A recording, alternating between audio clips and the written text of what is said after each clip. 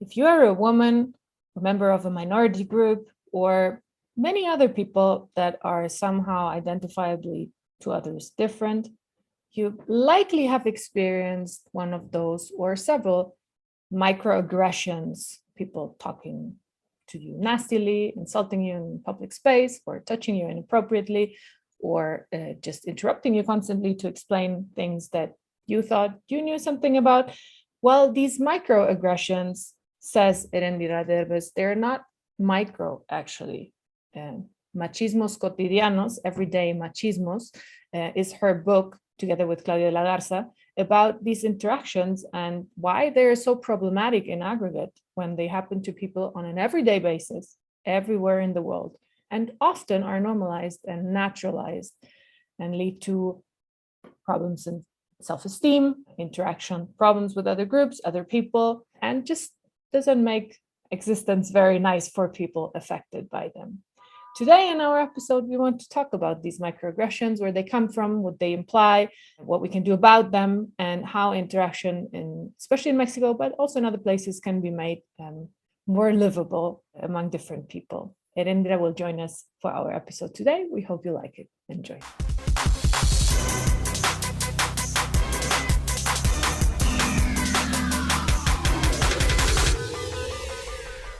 Hello, friends. Welcome back to another episode of Future Frame TV. I'm Krozer, your host for the Inequalities channel, presented by Traces.Dreams.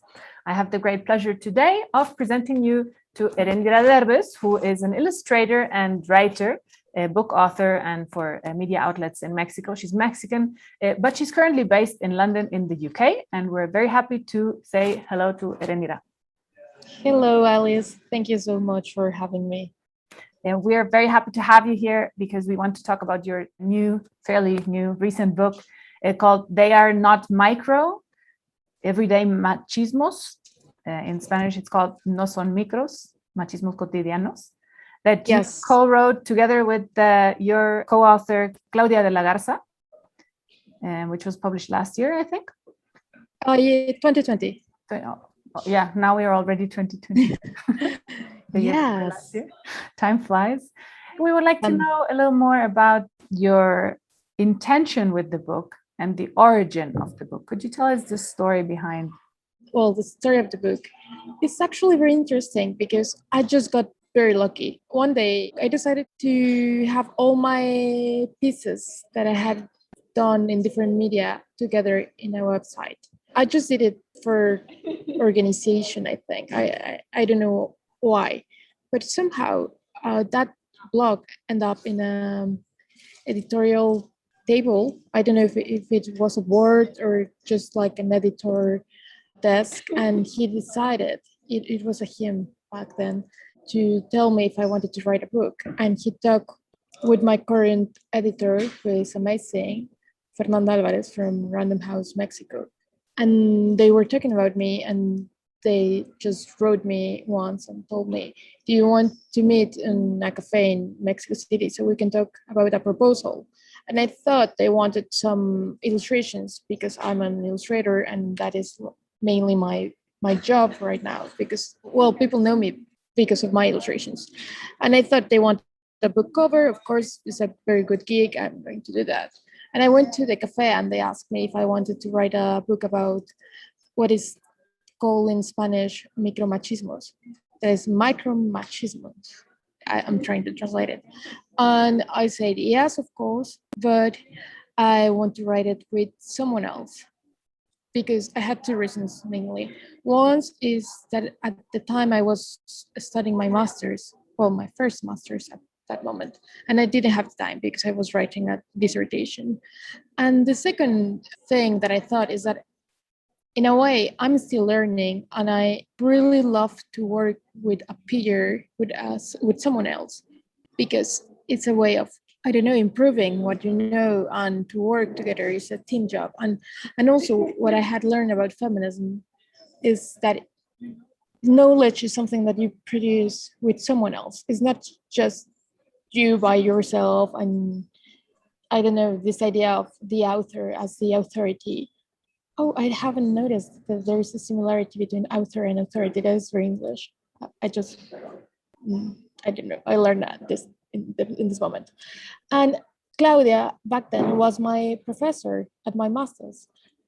And I just arrived with her one day after class and I told her, do you want to write a book with me? And it was very funny. No, actually, first I asked if she could give me her CV because the editorial board wanted to check her curriculum. And she said, yes, of course, but I think that it was quite strange for a student. But, but in a way, what I really admire about Claudia is that she didn't behave in an authoritarian position, like, why are you, young person, asking me this, she's a very kind and of course very smart woman, and I really admire her position in the classroom. And then I invited her to write a book and she was very happy. And actually we're writing right now a second book, not about the same subject, but is related. And that's the story of the book. When we were writing it, the book about micromachismos, we decided that it should be named They Are Not Micro, because they are not. For example, mansplaining or manterrupting. You may think that that is a very little thing, a micro thing, but it actually is very, very problematic because it shapes a lot of the behaviors that are very toxic towards women or towards my sexual minorities, etc. So that's why it's called everyday machismos.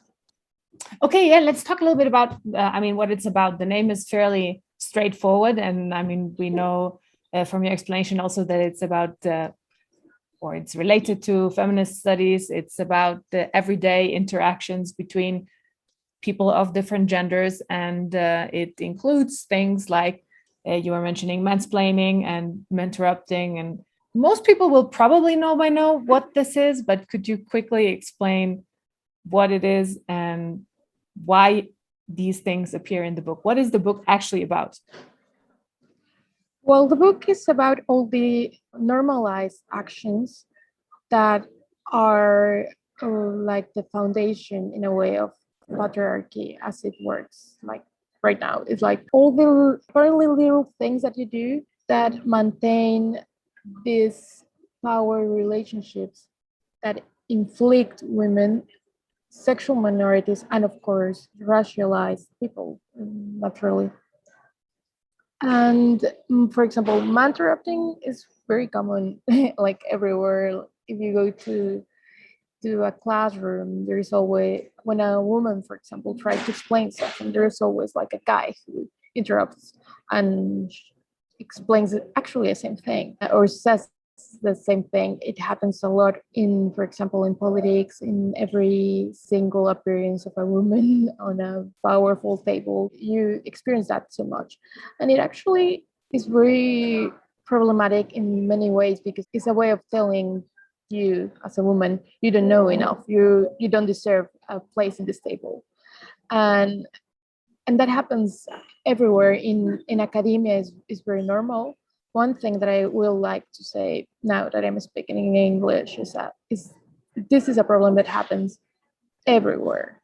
And some people sometimes are like, oh yes, but you're from Latin America, you live a lot of machismos, which is, yes, it's partially true. We live in a very misogynistic country, well, region and country in my case, but also like the so-called global north is also very violent and very misogynistic. So we have to talk about that. And mansplaining is the same. It's just, I'm going to explain you. I had always know that I know more than you. It's something that we are educated by very misogynistic and historical structure that tells you that you as a woman know less. And these micro behaviors, as you call them, they accumulate altogether into some kind of a bigger problem. As you say, most of us have experienced a situation related to these things at some point in our lives, and hopefully not too often, but probably yes, especially if you're a woman. What happens when this is not just the one-off thing where you can say, okay, this is not something very important, somebody just interrupted me, and can happen. What happens when these things accumulate and they become your everyday experience? And you already said that you internalize some of them and normalize these behaviors, but what are the consequences of this internalization? Well, there are many. First of all, just in terms of mental health, like you will never feel okay with yourself and your self-esteem if you don't feel that you are able enough, if you are good enough, because they are always telling you in a very superficial way that you are not smart enough, you don't deserve enough. And that is very, for us as women, is very normal. We just have like a constant imposter syndrome. No matter how good we can be in some job or whatever we do, we always feel that we are not enough. And also, we have to think that, especially in terms of gender, yes, and race, because minorities, for example, or just people that are not white, because they don't have to be minority. That is something that we also have to talk about. So just people that are not white enough for saying that. Uh, have the same experience. We somehow believe that what we know is not enough because we think that the owners of knowledge and the owners of the power, the historical owners of knowledge in a way, are white men. So of course that is very bad for our own mental health, but also shapes a lot of structural problems. For example, you as an economist, you know that perfectly. In almost every country, all the heads of departments are men. For example, in the case of Mexico, like all the presidents, well, rectores from universities, the university president, most of them, they are male. Like it's something that you can count. There are many, you can use numbers for explaining this phenomena. And who did you have in mind when you wrote the book? Of course, most women have had these experiences themselves. They know about it. Is it just to confirm that this is not something that depends on them, that is a structural problem, or is it as a kind of educational guide for people that haven't experienced it or that are on the sending side of the behavior? So that is for men that interrupt, or what is the purpose of the book? For what audience do you think it's Well, suitable? when we started writing it, as our editor told us, we were writing something for young people, so it's for the youth. Then, after the book was published, we realized that many women from different ages wanted to read the book, went to the presentations, were involved with the subject, and that is something that we really like, and we feel very proud of writing something that is helping other women. We think that the book is in a way a toolbox. It gives you tools so you can understand what is happening that is making you feel so bad, but you don't have the words for explaining this because, of course, as many violences, if you don't have the words for naming those violences, you don't know that they actually exist. And when we were writing the book, as we knew that we should write about something related to young people, I was writing to myself as a teenager. I experienced a lot of violence when I was a teenager, and I didn't have like the tools for for naming them and resist them. I resist them in a way, but I didn't know that I was right, for example, that experience that I had was not my fault, for example, that thing was problematic, etc. And Claudia, I don't want to speak about her without her because it's strange, but she, as I understood, she had also a similar experience. She was writing for a younger Claudia.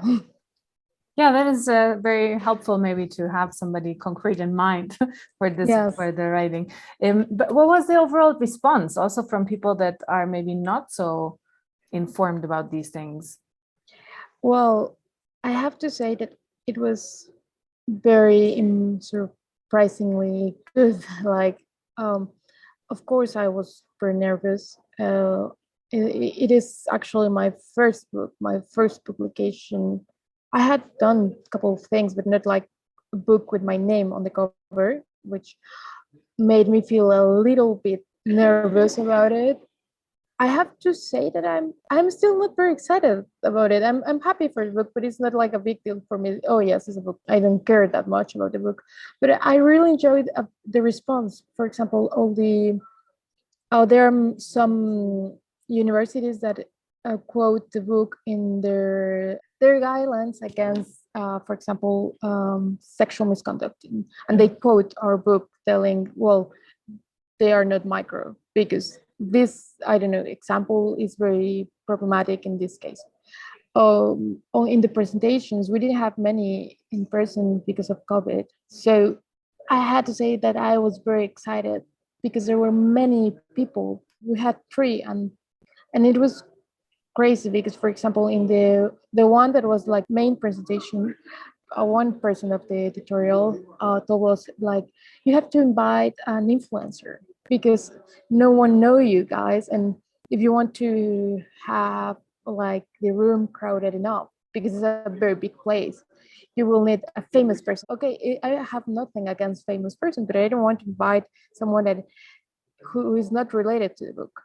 And at the end, it was crowded, and actually many people didn't enter because of the security measures, and that was very exciting Because you were the famous person. yeah, well, it's famous enough, but well, not as famous as they wanted, but famous enough. And it was very nice because there were like very young women there, and there were also the mothers of the young women.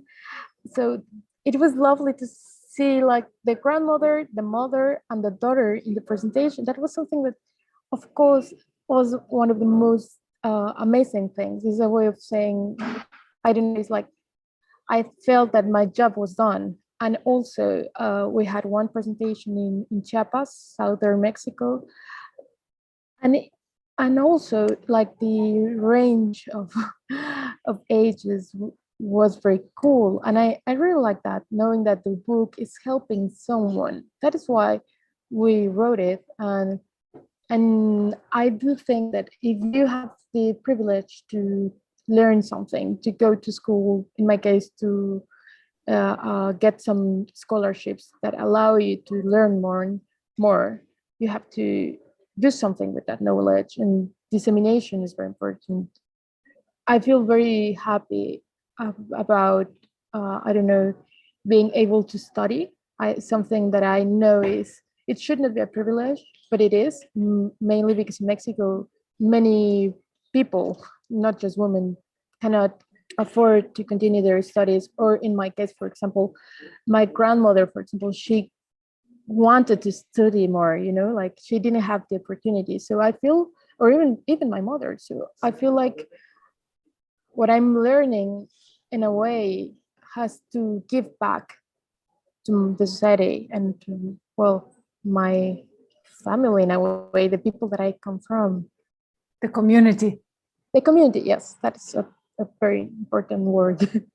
I think one of the virtues, and you just mentioned it now already in other words, but one of the virtues of your book is clearly this intergenerational interest, right? Or the ability to relate to these things because they're so concrete. And you mentioned it in relation with the guidelines for universities against sexual harassment and malpractices in their institutions.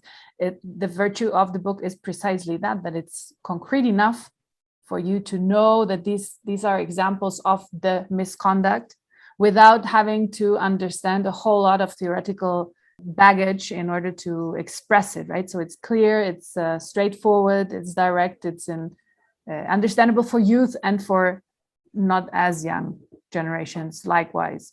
And maybe that's something that can connect the different generations.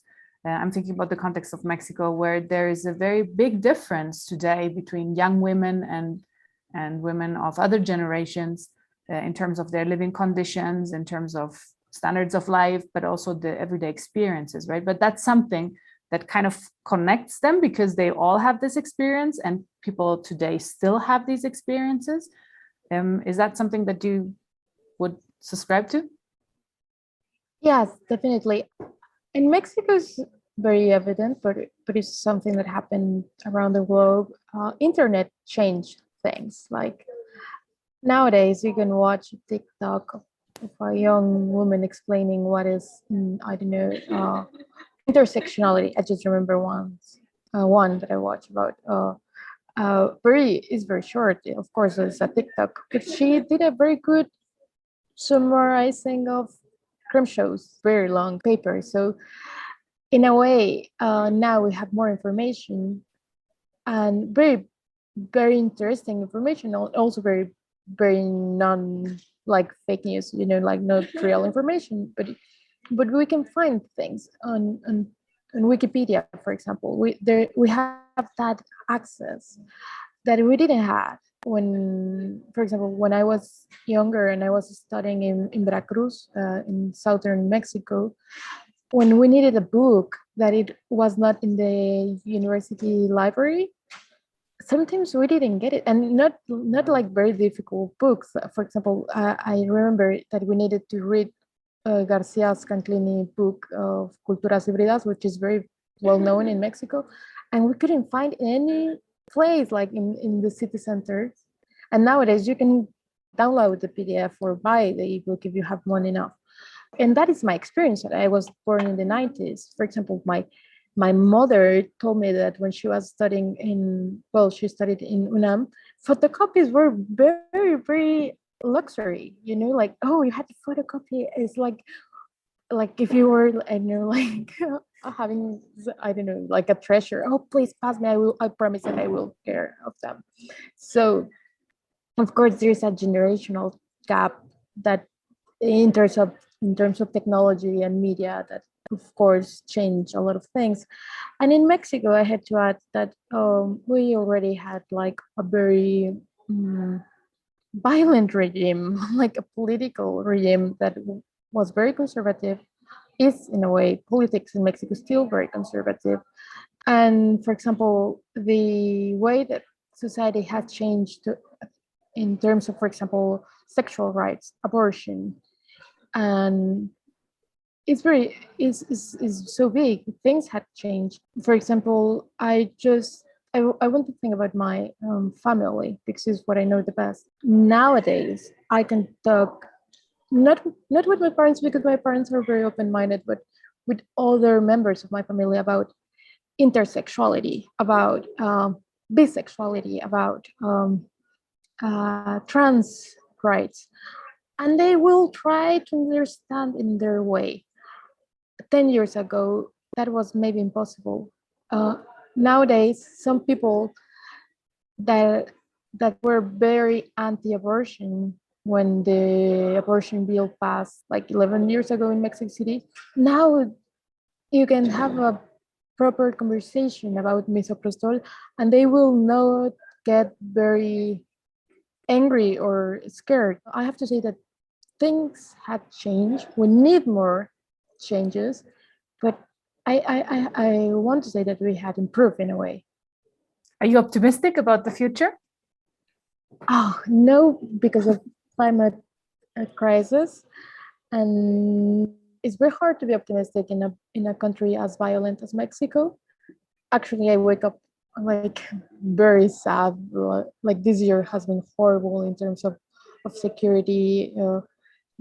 Just in January, three journalists were murdered in Mexico, and well, it's very difficult to be optimistic with I don't know, with this war that is not a war.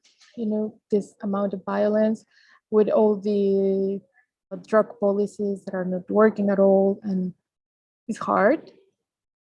But in a way, I can say that I'm optimistic in terms of the cultural change. Yes, but we still have a lot of problems. I want to make emphasis on for example, the situation of trans women in Mexico is terrible. There's a lot of violence, hate crimes. And some weeks ago, a couple of two lesbian women were murdered. And is I just don't want to say that I'm optimistic because that will be a little bit superficial. I'm just want to say that in some way I'm optimistic, but in the other hand, I'm not as much as I would like to. Maybe we could say change goes into the right direction. It could accelerate a little bit more. I think so. It's funny because, for example, in every manifestation, for example, you go to Mexico City, that is the city that I know now very, very well. Like on the streets, people had changed a lot, but in politics, it's remained very conservative. So it's strange. We have two faces, you know? I'm thinking about an example, recent example as well. I think 2 weeks ago, a video that went viral in Mexican media, social media, about a woman that was spitting on a lesbian couple that was sitting having an ice cream or something. And I was wondering what you think the situation or the maybe responsibility or the role of women is in this obtaining of, in this case, I'm not sure if you can call it machismo behavior, but certainly a hatred behavior towards the other groups. Yes. And there's a perpetuation even of people that are in other circumstances victimize themselves. How do you think this can be changed as well? Well, first of all, as that horrible video shows, we have to understand that we can be violent too, and we can be misogynistic in a way. We are hurting ourselves. And this video, of course, shows a lot of misogynistic, but also a hate action towards LGBT community is very evident. And is what I think about this particular case in a way is that we have to talk about how lesbian women are not I don't know, there's not enough support. For example, if I don't want to say that they are more important than gay couples, of course not, they are the same, but I think that sometimes when is violence towards gay men, there's more mobilization perhaps, and when it's violence against lesbians, things are not as loud as it should be. There was a manifestation. I wasn't there, of course, because I am very far from that city right now, but I think that it's important that women said this is not okay, we have to say something about it. And I think that not just lesbian women, I think that every woman should be, every feminist women at least, should be supporting and saying this hate is not okay, and this type of violence is not something that should happen in our city, of course, or in every city. But what I found very sad is that in a way we are afraid. I have to say that we are afraid of talking about sexual minorities, even in the feminist movement, and of course that has to change. And I will emphasize again, I think we should be more supportive towards trans community, for example. And where do you think this fear comes from? Why is it so difficult, even for feminist women, to speak out for the rights of other equally or maybe more discriminated because of the intersectionality of their characteristics groups, like, for example, trans women or lesbian women or any other minority in principle? Well, that is a very complex question, and I don't want to say something that is wrong, but I think that in a way we're learning about sexuality. For example, I hadn't said this ever, but well, with some friends, but this hate situation with this video that happened with this horrible person attacking a couple remind me to a horrible situation that I experienced like 2 years ago. At the time, I had really short hair because I shaved my my head, and that day particularly, I was wearing one of my favorite shirts, which was a square shirt that in Mexico is known as, well, some people identify that type of clothes as for lesbian women, and I don't care, and I wear whatever I want, and I actually don't identify myself as heterosexual, basically. And I was just walking down the street with my everyday look, and a guy kicked me, like in Avenida Revolución, which is a very long street. And of course, he hurt me. I remember the feeling on my leg. And I went to a hotel, and I actually kind of ran to a hotel that was closed, and I called to a friend because I didn't have like any app or something, and he asked for, I don't know which, maybe it was Uber or something like that. I didn't actually use them, so I don't remember which application he used. And then I jump into the car and I start crying immediately. I didn't cry before. I guess I was being very, very strong. And days after, I talked with a friend who he's gay, and he was telling me, of course, he thought it was something related to crime, to hate, hate crime. It's actually a crime to kick people, and of course, it was because of your look, because of your gender performativity, that he decided that he should kick you. And it happened like 2 years ago or three. I don't remember exactly, but I haven't talked about it. Many reasons, but one of them is that I didn't, in a way, I realized that I was not prepared to understand what happened.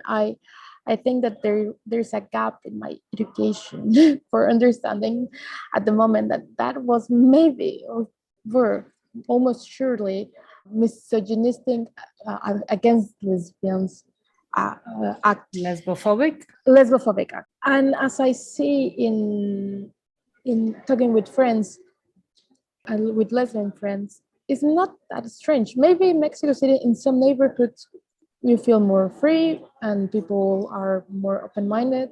But in many other places, there's still a lot of violence towards women and towards sexual minorities. So I just don't know how to change the situation, but I think that we need more information as a society, and not just in Mexico, but we have to realize that we are also a lesbophobic society, maybe more lesbophobic than homophobic. And maybe your book does some service towards getting rid of these prejudice and as you said in the beginning, putting words into these experiences that you don't know how to place, maybe if you don't have this, as you say, educational gap or wording for it. So you're doing a service there.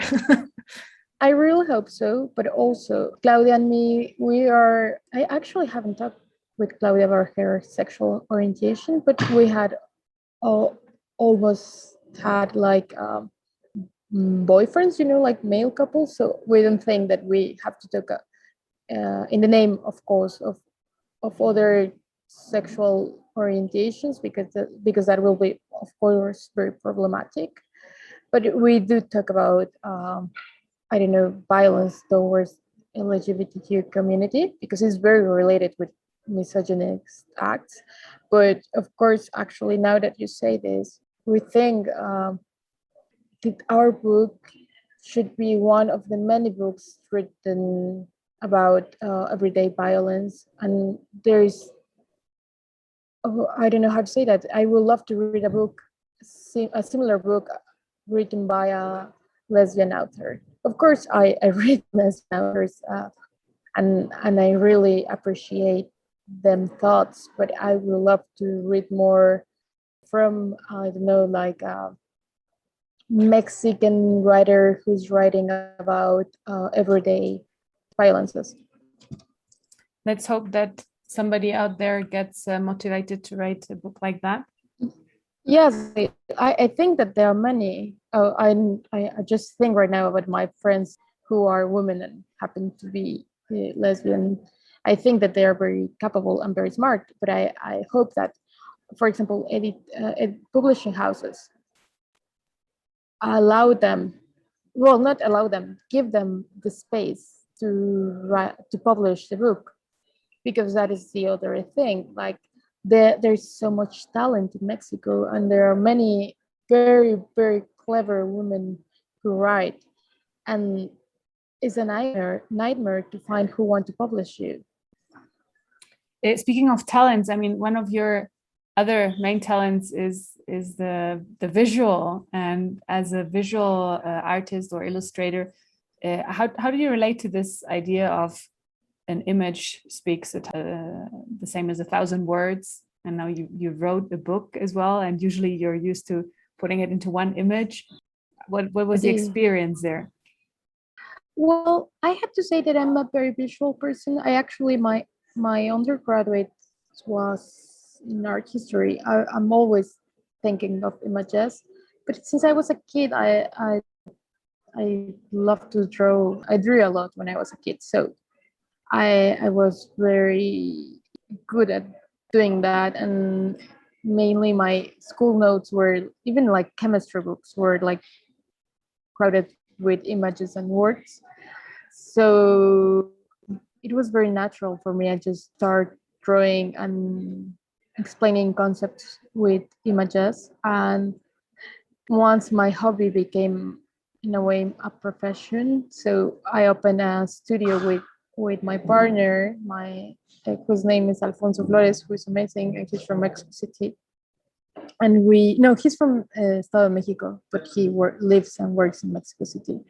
And we just started doing it professionally. He's a designer, so I learned a lot about him and about his job. And I had to study. I went to workshops, and I don't know. Images are very important for for the intellectual history, by the way, for everything we learn with images since we were kids. And stereotypes, for example, comes with images, so they can be very bad and very good in the same way. So I think we have to stop believing this very naive and, I don't know, this pretentious idea that we just read. We just, for example, scholars, we just read. We don't need books with images that is for kids, and realize that actually images help us, and they are part of the discourse, and we have to learn and understand them. They're very powerful also, and many of your drawings or illustrations have become almost iconic for the feminist movements and for specific events that occurred in relation to violence in Mexico. So it's definitely a medium that is that has outreach. Yes, and it's amazing to, for example, if you like social media, if you like, for example, Instagram, and you search any term or any word related to feminism or the feminist movement, you can see a lot of very, very nice work done by illustrators, art students, or professional designers, explaining concepts or inviting you to manifestation, etc. And I think that is amazing. I think that in terms of art history, for example, we're not just living a very interesting moment in terms of feminism, also in terms of art. And also, like, street art has a lot of very cool things right now that we can look. And I really hope that scholars who are studying violence nowadays, or protests or social movements, focus a little bit more on the creation of images. And before we come to a close, because time is flying, would you give us some sneak preview into the new book or the topic, or or is that a secret still? No, yes, I can give you two. I had another book just by myself that is going to be published this year with Bonilla Artigas Editores, and the FONCAC, who is like is part of the Ministry of Culture, and it helps to create artistic projects. And it's about Inés Amor, who was an art dealer from the 30s, and her work that has been erased from our history. And I'm very excited about that book. It's a very academic book, but I think that people may like it because I don't like to write as a as a board academic. So I would love to to see if people like it. I hope they like it. And the other book, the one that we are writing right now, Claudia and I, is about bodies and corporalities, but it's not as academic as Inés Amor books. It's more like No Son Micro, like a book that is about social sciences dissemination. Serious book, but it's serious enough in terms that we read and we do our research. We don't just write about whatever we think. That is also very interesting. Like I hate this idea of people saying, "Oh, explain me," like if or explain something like if like for someone who is a 3-year-old, like if 3-year-old people were not smart enough, kids are smart. Oh, and the other thing is that no, if you know something of a specific field, maybe you have to translate some ideas for people that don't know the concepts of the terms, for example. But everyone is intelligent, everyone is as smart as you. So be respectful with your audience, be respectful with the people who's reading to you. And this new book about bodies is that type of book. It's easy to read, but it's respectful. I'm very much looking forward to it coming out, and Yeah. maybe inviting you back to tell us more about the bodies that you write about once they're out. But Okay. for now, I'd like to thank you very much for this conversation about also bodies in some way in public space and in space in general, and interactions between different bodies, and how that can often go wrong, and what we can do to hopefully improve our relations with others Well, and ourselves. thank you, and thanks for having me and for the translation. There are many words that I'm still learning in this very different language. It's a learning process for all of us constantly. Yes. Thank Thank you, you. Eréndira. Nice to chat with you. And thank you all for watching another episode of Future Frame TV.